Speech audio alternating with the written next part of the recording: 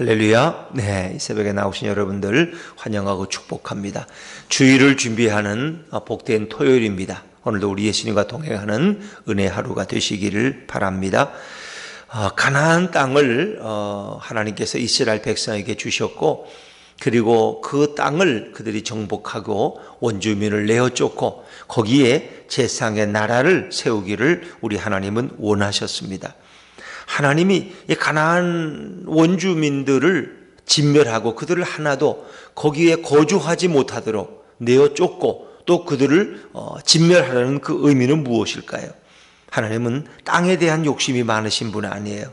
가나안 땅에 살고 있는 원주민들이 섬기던 그 우상 숭배의 죄악을 아셨기 때문에 우상을 근절시키기 위해서 원주민을 내어 쫓고 진멸하라고 하나님 말씀하셨어요. 그래서 우리가 어제 읽은 1장 33절에 보면 이 납달리 지파가 온전히 정복하지 못한 벳세메스 주민 할 때 이 벳세메스라는 뜻은 태양의 집이라는 의미를 가지고 있어요.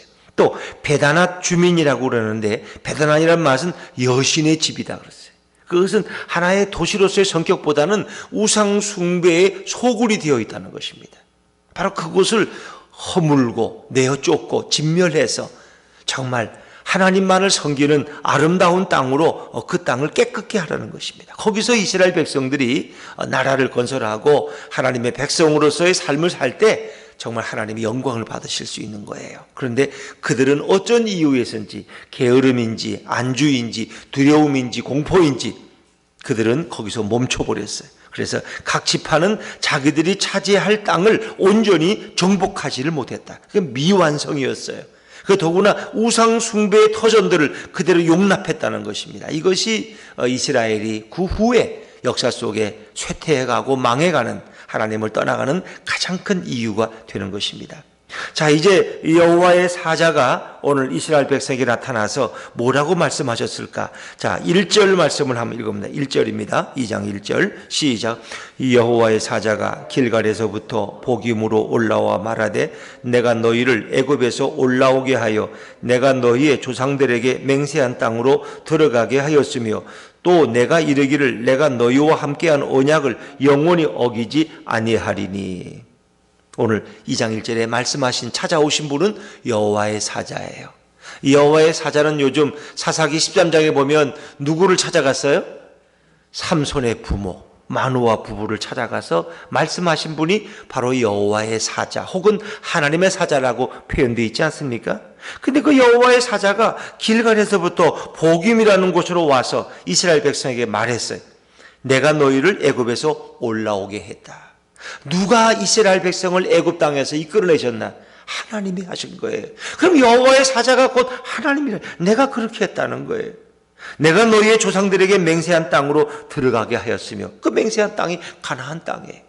너희를 광야에서 이끌었고 광야 40년을 보호했고 너희를 가나안 땅으로 들어가게 한 자가 바로 나 여호와의 사자라는 것입니다. 내가 이르기를 또 내가 너희와 함께한 언약을 영원히 어기지 아니하리. 하나님은 우리와 맺은 언약을 결코 어기지 아니하시. 하나님은 약속에 신실하신 분이에요. 하나님은 말 한마디도 헛되게 하시는 분이 아니에요. 우리는 말해놓고 지키지 못하는 게 너무나 많지만 하나님은 당신이 한 말씀 하나하나를 반드시 지키시는 분이에요. 하나님은 약속에 신실하신 분이다. 너희와 함께 맺은 언약을 영원히 어기지 아니하시는 분이 바로 여호와의 사자로 나타나는 여호와 하나님이에요. 그러면 이 여호와의 사자는 구체적으로 누구냐? 바로 이 땅에 오시는 성육신 하기 전에 예수 그리스도를 여호와의 사자라고 성경은 표현하고 있습니다. 지금까지 전에는 여러분은 다 이걸 몰랐을 거예요. 여호와의 사자, 천사인가 보다. 그러나 여호와의 사자가 누구예요? 이 땅에 성육신 하기 전에 예수 그리스도를 가리키는 표현이 바로 여호와의 사자다. 여호와의 사자. 또 4절에도 여호와의 사자가 이스라엘 모든 자손에게 이 말씀을 이르매 백성이 소리를 높여 울었다 그랬어요.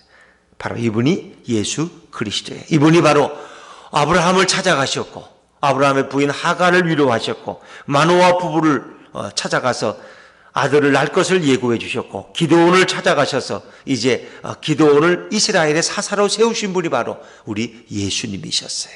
그러면 예수님의 역사라는 것은 온 천지를 창조하신 것부터 시작해서 아브라함을 불러내신 분이 바로 우리 예수님이고, 이스라엘 백성을 애굽에 보내셨고 또 그들을 때가 되어서 불러내신 분이 바로 우리 예수님이에요. 바로 그 예수님은 그때나 지금이나 살아 역사하시고 오늘도 여러분의 인생에 동행하고 계신 줄로 믿습니다. 그 예수님은 역사가 있는 분이라니까요. 하나님과 예수님의 관계를 잘 구분하지 못해가지고 구약에서 예수님을 말하면 뭔가 좀 낯설고 좀 이상한 것 같았고, 그러나 그 예수님은 분명히 말씀하셔요.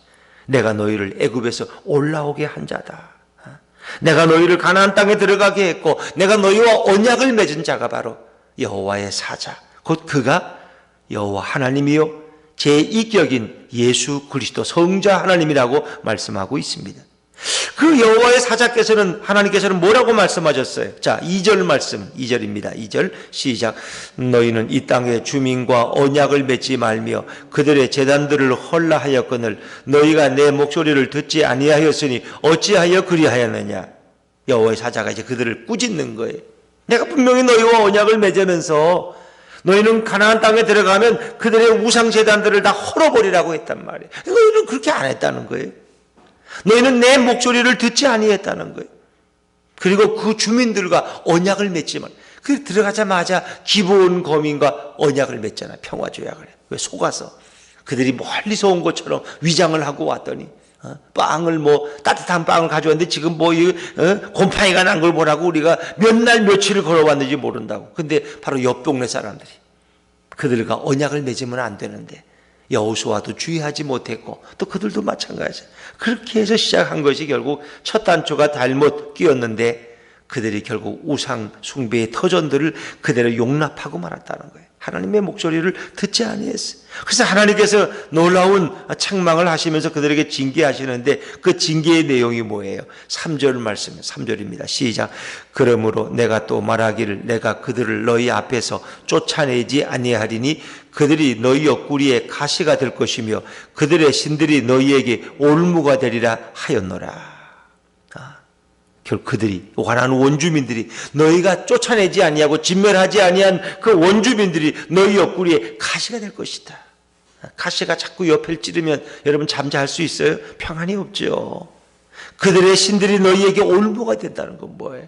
올무가 된다는 건 그들을 더 타락시키는 매개체가 된다는 거예요. 그래서 어제 말씀드린 그들이 농사질 때는 바알신, 아세라신, 비의 신, 농사의 신들을 섬기면서 성전에서 음란한 행동을 했다는 거예요. 바알과 아세라는 남신과 여신인데 그들이 성적 관계를 맺음으로써 다시 바로 하늘에서 비가 내리는 게 정자예요. 그리고 땅이 곡식을 맺었는데 그게 바로 여성의 신이에요. 그러니까 남성의 신과 여성의 신이 이 교합을 해야지 거기서 자식이 생기고 생명이 생기는 것처럼 바로 땅이 열매를 맺는다는 거예요. 그런 잘못된 이런 사고에 그들이 오도돼 가지고 결국 올무가 되어서 거기서 그들은 음란한 짓을 행하게 되었다는 거죠. 그것이 하나님을 점점 떠나게 되는 계기가 된 거죠.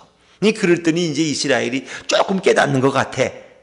4절에 보니까 여호와의 사자가 이스라엘 모든 자손에게 이 말씀을 이르매 백성이 소리를 높여 운지라. 그게 울기 시작했어요. 니느웨 백성이 통곡한 것처럼. 그런데 그 우는 것이 진정한 회개가 되지 못하고 진정한 삶의 변화가 되지 못했어요. 감정적인 접근이었어요. 지금은 눈물을 흘리고 지금은 뭔가 그런 것 같은데 그것이 오래 가지를 못했어요. 그래서 운다고 해서 그 진정한 회개는 아니에요. 자기 감정에 벅찰 수도 있는 거예요. 자기 감정에 벅차는. 목사님이 사순절이 되어서 예수님의 사랑과 그분의 고난을 아주 그냥 뜨겁게 열정적으로 설교했어요. 온 교인들이 다 은혜를 받았을 것 같아요. 정말 아니나 다를까 앞에 계신 할머니가 그 눈물을 계속 흘리고 있는 예배식. 그래서 목사님이 생각하기에 야 진짜 내 설교에 은혜를 많이 받은가 보다. 내가 오늘 예수님의 십자가의 죽으심과 고난에 대해 설교했더니 저분이 역시 마음이 뜨거워진 것 같아. 그래서 너무 목사님이 흐뭇해가지고 예배 끝나고 나가면서 인사하는데 할머니 오늘 어떤 부분에 그렇게 은혜를 많이 받으셔서 내내 예배 동안 눈물을 흘리시더구만요 하면서 이렇게 위로하려고 그랬더니 그 할머니가 목사님이 설교하시는데 예수님의 죽음을 얘기하는데 작년에 죽은 우리 집 강아지 생각이 나서 계속 울었다는 거예요. 정말 그 울음이 진정한 회개라고 누가 감히 말할 수 있습니까? 그들은 울었어요. 그런데 그들은 그 행실을 고치지를 못했어요. 그리고 그것을 우리가 복임이라고 부르는데, 복임이라는 뜻은 울었다, 우는 자들, 그런 뜻이죠. 우리 5절 말씀을 같이 읽습니다. 5절입니다. 시작. 그러므로 그곳을 이름하여 복임이라 하고 그들이 거기서 여호와께 제사를 드렸더라. 복임이라는 뜻은 아래 보니까 우는 자들, 거기서 울었어요. 근데 그 우는 것이 진정한 회개가 되지를 못했어요. 그리고 거기서 그들은 회개의 제단을 쌓았어요. 그러나 그것이 진정한 변화를 이루지를 못했어요. 여러분, 운다고. 그래서 종종 어떤 사람들은 막 울어, 잘못했다고. 다음부터는 다시 안 그러겠다고. 근데 알고 보니까 전혀 아니야. 그건 연극이었어요, 연극.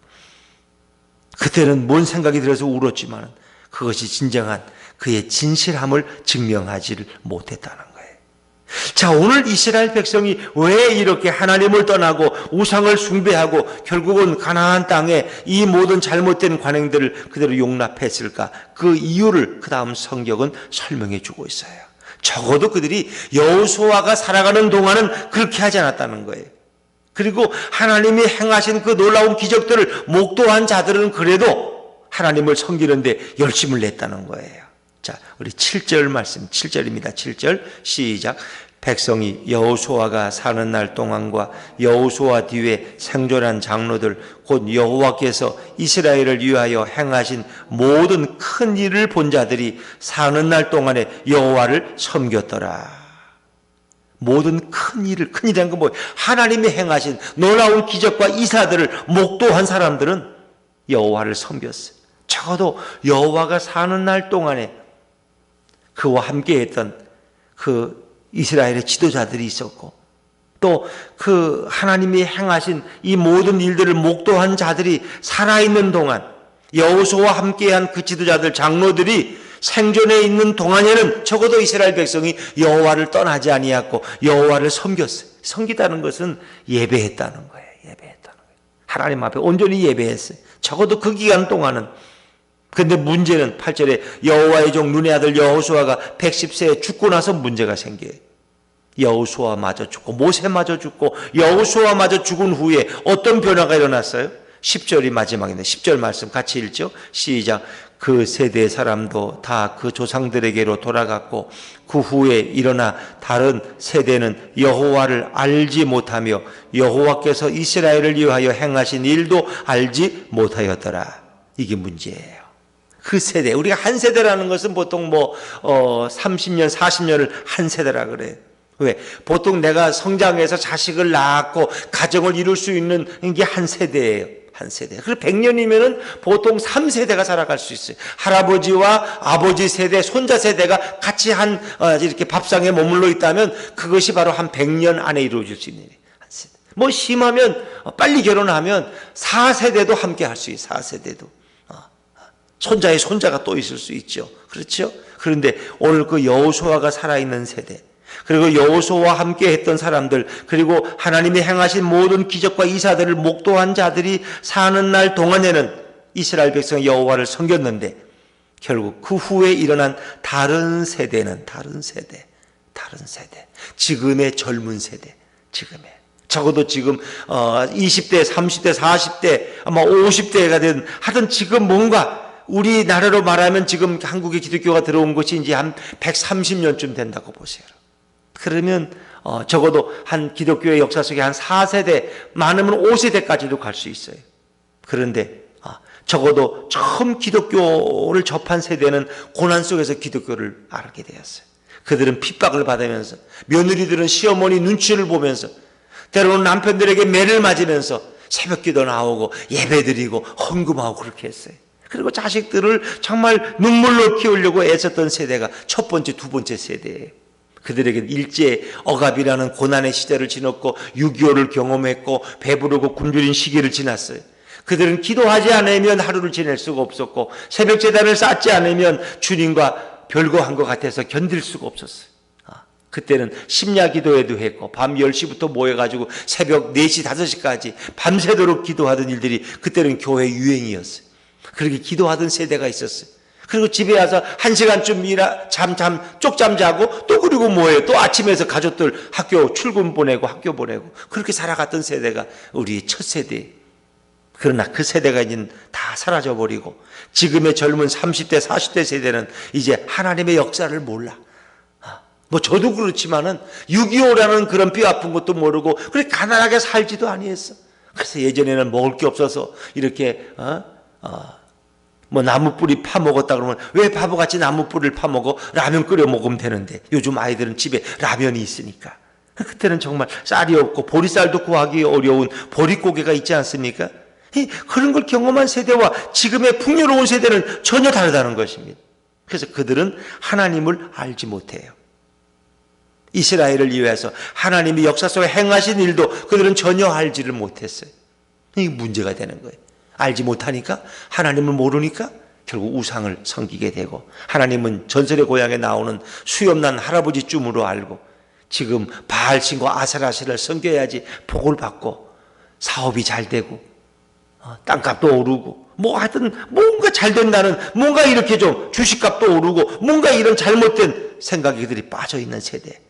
그래서 지금 세대들 중에는 부모로부터 그저 배웠기 때문에 이렇게 나오지만은 그저 어찌 보면 그 습관적이고 정말 아이들에게 예수님을 바르게 증거하는 그런 젊은 세대는 결코 많지가 않죠. 그냥 그렇게 하던 습관적으로 반복할 수 있지만 그렇습니다. 오늘 그들이 하나님의 역사를 그 후손에게 바르게 증거하지 못했을 때 결국 이런 결과가 오는 것이죠. 그래서 한국 교회가 허물어지는 모습은 어디서부터 보아요? 교회 학교가 허물어지고 있어요. 교회 학교가 허물어지고 예수님을 배우지 못하면 하나님을 알지 못하는 세대가 결국은 어떻게 해요? 결국 하나님을 떠나게 돼요. 왜? 그들은 고난 속에서 하나님을 체험하지 못했어요. 그냥 교회를 가는 건 줄 알았는데 뭐 꼭 교회를 가야 돼? 코로나19 보내면 싶으니까 뭐 교회 안 가도 괜찮대? 집에 뭐 누워서 뭐 같이 그냥 설교 한번 듣고 그러니까 뭐 주일 다 지켰다 그러고 그냥 이렇게 코로나까지 또 이렇게 그냥 같이 겹쳐가지고 이제는 교회를 안 나와도 뭐 영상 예배 드리면 주일 지킨 거지 뭐 그거 뭐 이렇게 알게 되면은 결국 우리가 하나님을 정말 언제까지나 섬겨갈 수 있을까? 이것이 오늘 여호수아 이후의 세대의 위기였는데 이것이 지금 한국교회의 모습 똑같아요. 하나님을 알지 못하는 세대가 점점 늘어나고 있다는 거죠. 그러니까 그런 영적 체험이 없는 세대, 굶주림과 배고픔 속에서 핍박받으면서 교회에 나가본 경험이 없는 세대, 그렇죠. 그런 세대들은 하나님을 그렇게 깊이 알지 못해요. 그것이 문제. 그래서 잘못된 이단 신천지에도 쉽게 빠져나가고 빠져버리고 이런 어려운 세대가. 그래서 어찌 보면 교회가 해야 될 일은 우리의 후세대에게, 우리의 자녀들에게, 우리의 손자 손녀들에게 하나님을 가리키는 것이, 예수님을 가리키는 거예요. 교회 학교를 바로 세워가는 것이 오늘 한국 교회의 가장 큰 사역인 것입니다. 그런데 요즘 뭐 교회 학교 뭐 다 안 하잖아요. 교회 학교 안 해. 애들도 안 데리고. 결국 그렇게 되면 어떻게 되는 거예요? 집에서 뭐 예배 드린다지만 얼마나 온전히 예배 드리겠어요, 교회 학교 아이들. 그렇게 한 달, 두 달을 지날 때 정말 우리 큰 영적인 위기죠. 오늘 여호와 하나님을 아는 것이 얼마나 중요한지 몰라요. 그 성경은 우리가 여호와를 알자, 힘써 여호와를 알자 그렇습니다. 하나님을 알지 못하는 세대에는 하나님을 떠나게 되고 결국 우상을 섬기는 그런 비극의 세대가 될 수 있는 거예요. 오늘도 우리가 이 예수품 교회가 작고 미약하지만 정말 앞으로 코로나가 종식되고 나서 우리가 하나님을 더 바르게 우리 아이들에게 가르쳐주고 다음 후세대를 바로 세워가는 그런 아름다운 교회가 될 수 있기를 주의 이름으로 축원합니다. 기도하겠습니다.